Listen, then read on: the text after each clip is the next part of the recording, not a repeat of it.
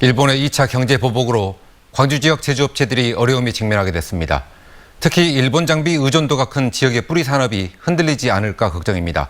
먼저 이계상 기자입니다. 일본 정부가 한국을 백색 국가에서 제외하면서 수출 규제 품목으로 수치 제어 기계가 추가로 포함됐습니다. 이 때문에 광주의 주력 산업인 금형 산업이 직격탄을 맞게 됐습니다. 금형 관련 업체들이 사용하고 있는 수치 제어 기계의 70~80%가 일본에서 수입해온 것이기 때문입니다. 고장이 나면 부품을 확보하기 어렵게 됐고 워낙 고가의 장비여서 기계를 새로 교체하기도 힘든 상황입니다. 심지어 그 기계들을 제작하는 한국 기업들도 쉽게 제작을 못하는 거고. 그러면 독일제랄지 미국제랄지 이런 거 바꾸려고 그러면 상당한 시간이 걸려요. 여기다 제조업체들의 일본 수출길이 막히고 있는 것도 문제입니다. 한일 관계 악화에 따른 일본 기업들의 불안 심리가 확산되면서 지난달부터 주문 물량이 확연히 줄었습니다.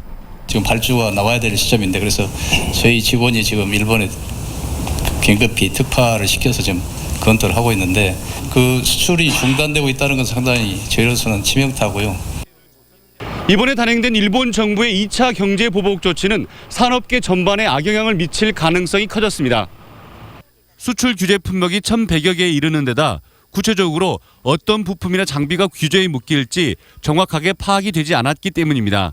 기업들에서 생산하고 있는 제품들이 그 품목들에 해당이 되는지 여부도 지금 그렇게 안내를 해서 이렇게 기업들이 대응해 나갈 수 있도록 적극적으로 노력을 하겠습니다.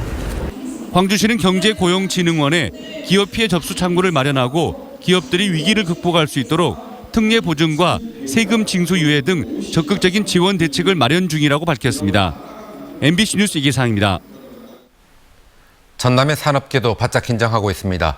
석유화학이나 철강 업종은 상대적으로 타격이 적을 것으로 보이지만 무역전쟁이 길어질 경우에 대비하고 있습니다. 보도에 문형철 기자입니다. 일본의 수출 규제에 따라 예상되는 전남 지역의 화학 제품 생산 감소액은 636억 원. 이 때문에 여수 산단의 석유화학 산업도 타격을 입지 않을까 우려가 컸지만 대부분의 기업은 물론 석유화학협회도 별다른 피해가 없을 것으로 보고 있습니다. 반도체 같은 정밀 화학 제품과는 달리 기초원료 수급과 제품 생산까지의 수직 계열화 체계가 잘 구축돼 있기 때문입니다. 자일렌 등 일부 핵심 원료는 일본에서 들여오는 물량이 90%를 차지할 정도로 수입 의존도가 높지만 일단 국내 생산량이 충분하고 일본이 아닌 다른 국가를 통해서도 쉽게 구할 수 있습니다. 여수 산단에 입주한 한일 합작회사나 일본 투자회사 역시 생산에 필요한 대부분의 원재료를 국내에서 조달하고 있는 상황입니다.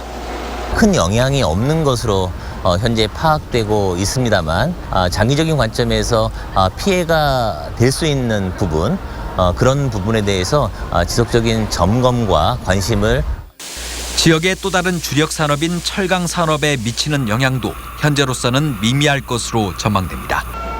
원재료인 철광석은 호주와 브라질에서 수입하고 있고 철강을 가공하는 지역 기업들도 대부분 국내 제품을 사용하고 있기 때문입니다.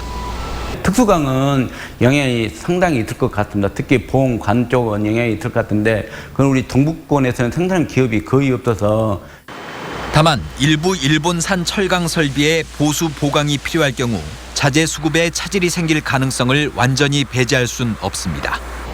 한편 일본의 이번 추가 제재가 항만 물동량에 어떤 영향을 미칠지도 관심입니다. 여수 광양항을 통해 일본으로 수출되거나 수입 환적된 물량은 한 해 1,000만 톤으로 전체 물동량의 3% 수준.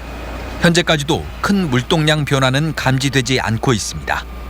하지만 분쟁이 길어지거나 일본이 수출 수입 품목을 추가로 규제할 경우 물동량 감소는 물론 선사에도 영향을 미칠 수 있어 항만공사는 해수부 등 관계기관과 대책을 논의하고 있습니다.